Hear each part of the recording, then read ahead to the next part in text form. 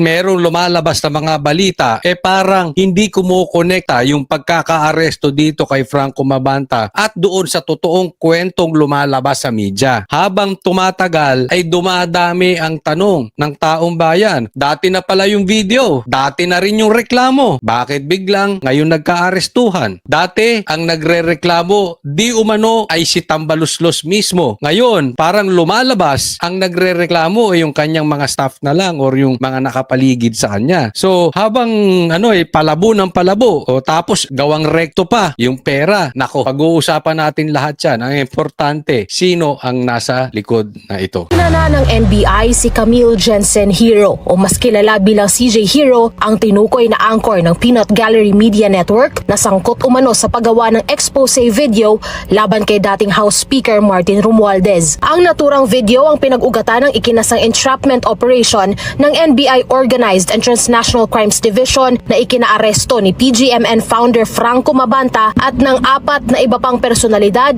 sa isang country club sa Pasig City. 300 million pesos umano ang siningil ng grupo ni Mabanta sa mambabatas kapalit ng hindi paglabas sa expose. Una nang sinabi ni NBI Director Melvin Matibag na tinuturing ng person of interest si Hero sa kaso. Okay, puntahan muna natin dito yung kay Mabanta ha. Kasi ito po yung usapin na, una, bakit napakalaki naman ata? Hindi po ako sa nag-aano ha. Kung ang usapan lang, 300 million, parang overpriced naman ata. Ganyan ba kalaki channel niya? Ako, ito sa akin lang ha. Tayo po naman ayaw nating magyayabang. Pero sige, tingnan po ninyo yung YouTube ng PGMN, pati Facebook. Mas mataas pa ang views ni Banat Bay. Tapos maniningil ka 300 million? Let's assume, totoo, yung 300 million na pangingikil nitong si Franco. Pambihira. How much more yung mainstream media na halos himuri na ang puwet ni Tambaluslos, halos himuri na ang puwet ni Bongbong Marcos. Kasi nga sabi ito po may interview po kami. At naibulong sa akin. Bubulong ko na rin sa inyo ng isang kilalang political analyst. Lalabas po yan sa interview namin. Tingnan nyo po ang mainstream media. Kayo na mag-observe. Lalo na yung mga kilala. More than half, 70-80% ng kanilang balita tatama sa Duterte. Konting-konti lang. Kung titirahin man nila, mema lang. Mema sabi na tumatama kay Bongbong, mema lang na tumatama kay Tambaluslos. Minimal na minimal. Pero lahat halos ng balita tama. Kung hindi kay PRRD, tama sa Duterte, tama kay Sara, tama sa mga DDS. Di isipin ninyo yung presyo nun. Hindi ba kayo nagtataka? Pero kung ako, opinion kong tatanungin, lalo tuloy ako nagdududa sa 300 million. Parang hindi ka pa. Ano ba yung channel niyan? Bago lang din naman. Ganun ba siya kalakas? Hello? Di ba? I mean, I don't know. No? I may be wrong.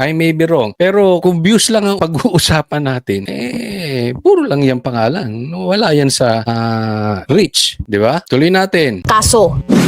Yung video na ginamit na clip, siya yung nandoon So we are investigating, this is a continuing investigation. Tinitingnan namin yung mga participation ng mga individuals nung nandirito sa PGMN. Sa isang panayam nitong Webes, iginiit pa ng kampo ng PGMN na hindi respondent sa kaso si Hero at hindi rin daw ito co-conspirator sa alleged extortion scheme. Well, yeah, all I can say for CJ Hero or like the haters out there to just stop it because we are gonna go after this fake news, these fake news that are floating around. We're gonna go after the libelous posts against her, and she's a woman of character. She's a journalist with credibility and integrity. Nitong Webes din ng gabi ay tinurnover na sa NBI detention facility sa Muntinlupa ang grupo ni Mabanta. Bandang 1:00 na ng madaling araw nitong Biyernes natapos ang kanilang pag-uusap ng kanyang abogado na nagsabing nasa maayos naman na kalagayan ng kanyang kliyente sa loob ng bilangguan. Patuloy daw ang kanilang paghahanda para agarang mapalaya ang grupo ni Mabanta. Okay, ito balikan natin ditong kay Mabanta. Diyan kay CJ Hero wala akong pakialam diyan. Doon tayo sa ulo. Okay, itong kay Franco Mabanta.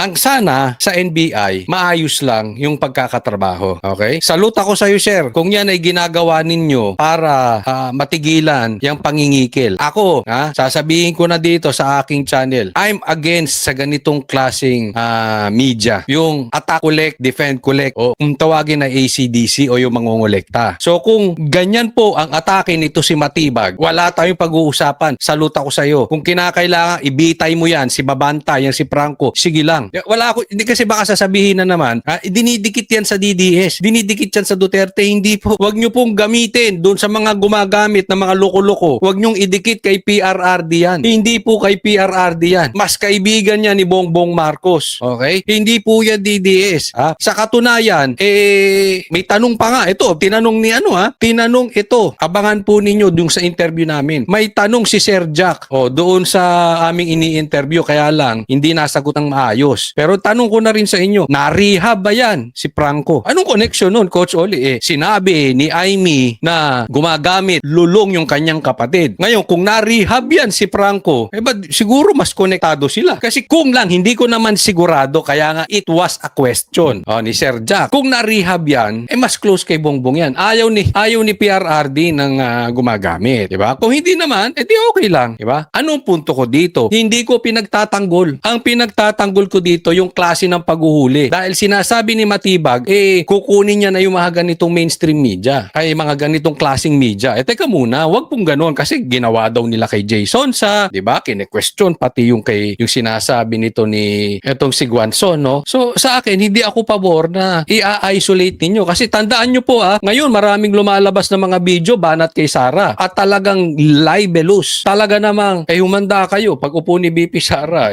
Hindi naman, sinabi ni BP Sara yan at alam naman sa Davao yan. Hindi po mapaghiganti si Sara. Pero talagang papatupad niya yung batas. Yun po, libelous, sobra banat kay Sara. Pag yun hindi nyo pinansin, ano yan? Diba? Hindi po tayo patas. Kung puro ang aarestuhin, yung mga pumupuna. Tatandaan po natin, karapatan po magsalita ng social media. Hindi lang mainstream kasi parang binabanggit naman niya, unfair sa inyo dahil kayo mga mainstream media kayo ay membro ng KBP. Wag pong ganun. Diba? Nasa 2026 na tayo, sir. Baka akala nyo nasa 1973 pa tayo. Wag pong ganun. Talagang may social media. Hindi po porket na hindi member ng KBP, hindi ka na pwedeng magsalita. Wala naman nakalagay sa konstitusyon, if you are not a member of KBP, you are not a media. So, mabuhay na po kayo sa 2026. Ang pinupunto natin dito patas lang, diba? Dapat doon po tayo. Kasi kung paghuhulihin lang ninyo yung nagsasabi ng kabaluktutan at pangit na ginagawa ng gobyerno, kayo mismo ay nilalabag na po ninyo ang konstitusyon. You better as well mag-martial law na kayo. Sa akin lang kesa silent martial law. Magpakalalaki na kayo doon. Manindigan na kayo na gano'n ang gusto ninyo. Huwag kayong magsasalita ng laban sa gobyerno. Martial law tayo. At least nagpakalalaki kayo. Nagkapakatotoo kayo. Kesa yung sasabihin nyo hindi tayo martial law pero aktong martial law. Diba? Basta kayong manghuhuli na alam naman ninyo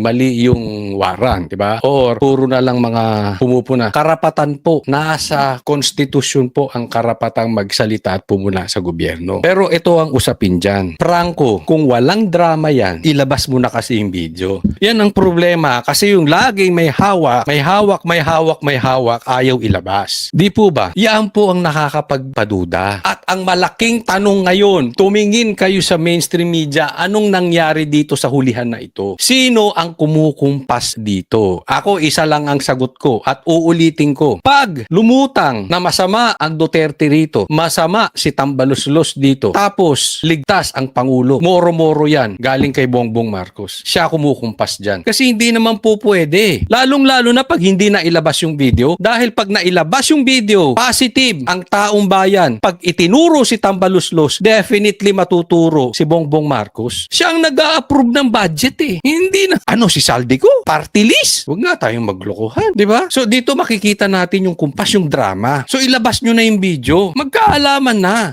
Ako pinoprotektahan natin dito yung karapatan ni Franco. Yung manner ng pagkakahuli dapat dumaan sa due process. Pero babakbakan ko rin yan pag hindi nyo nilabas yung video na yan. Dahil ang hinahanap ng taong bayan ay hindi yung kumita ka. Ang hinahanap ng taong bayan, kung may alam ka na katarantaduhang ginagawa ng gobyerno, ituro mo. Yun po ang issue. Wala tayong kampi-kampihan dito. Kahit pa sabihin natin na ikay malapit. Ako hindi po malapit sa akin yan. Kunwari kamag-anak ko pa yan. Tsuhin ko. Wala akong pakialam. Diba? Pero hindi yan malapit. Ni hindi ko nakaka-text yan. Ni hindi ko pa nakita sa personal. Ni hindi ko kakilala yan. Maliwanag. So wala po tayong pagtatanggol. Hindi po ganyan yung mga DDS na sinasabi ninyo. Pero kaduda-duda yung dramang nangyayari na yan.